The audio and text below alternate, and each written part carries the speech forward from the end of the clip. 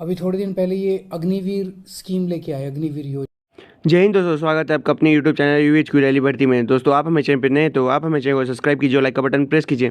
दोस्तों, अरविंद केजरीवाल को वापस बयान आया अग्निपथ के खिलाफ कि अग्निपथ हटानी चाहिए। तो आप पूरा ये ध्यान से सुनिए क्या बोल रहे हैं ये। और एक बात पे ध्यान दीजिए, ये नेताओं का भरोसा मत कीजिए। जो रघुवेंद्र फौजी है वो उन्होंने हमारे लिए बहुत कुछ किया है, आप उनका सपोर्ट कीजिए, जितना हो सके उतना उनका सपोर्ट कीजिए। अग्निवीर योजना, अग्निवीर योजना जब लेके आए तो कहा गया कि अग्निवीर योजना लाने की ज़रूरत इसलिए पड़ी क्योंकि सैनिकों का जो पेंशन का खर्चा है, सैनिकों का जो पेंशन का बिल है, वो इतना ज़्यादा बढ़ गया है कि केंद्र सरकार उसको बर्दाश्त नहीं कर पा रही।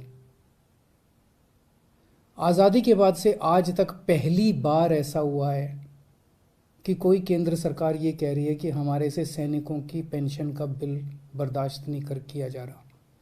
आज तक कभी किसी सरकार ने ये नहीं कहा कि देश की सुरक्षा के लिए पैसे की कमी पड़ गई है। आज तक किसी सरकार ने ये नहीं कहा कि सैनिकों की पेंशन का पैसा हम नहीं दे पा रहे हैं।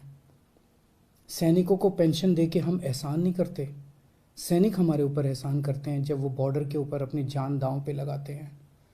ऐसा क्या हो गया केंद्र सरकार को कि केंद्र सरकार के ऊपर केंद्र सरकार अब सैनिकों के पेंशन की बिल भी, पेंशन, सैनिकों का पेंशन भी देने की हालत में नहीं बची है और उन्होंने उस पेंशन के बिल को ख़त्म करने के लिए अग्निवीर योजना लेके आए हैं।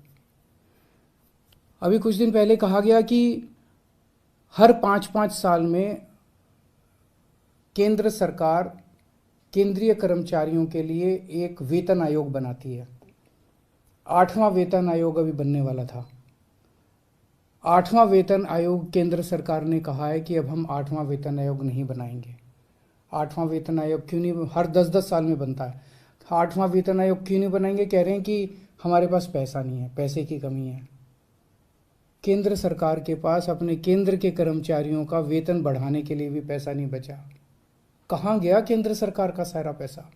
ऐसा केंद्र सरकार की इतनी बुरी क्या हालत हो गई है कि केंद्र सरकार के पास अपने अपने कर्मचारियों को जो हर बार बढ़ाया जाता था, वेतन आयोग बिठाया जाता था, वो भी नहीं बिठा रहे।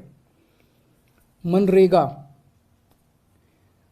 देश के गरीब से गरीब आदमी जिसके घर में कुछ भी नहीं होता, उस व्यक्ति को सरकार साल में 100 दिन की दिहाड़ी का पैसा देती है। 100 दिन का काम देती है और फिर 100 दिन का पैसा देती है दिहाड़ी के हिसाब से। केंद्र सरकार कह रही है हमारे पास वो पैसा भी नहीं है देने के लिए। पिछले साल के मुकाबले इस साल उस पैसे में 25% की कटौती कर दी गई है।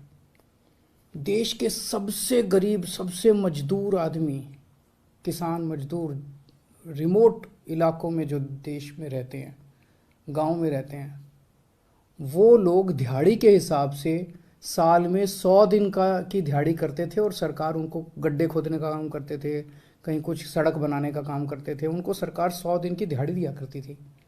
उसमें भी कटौती कर दी गई है। सरकार कह रही है पैसा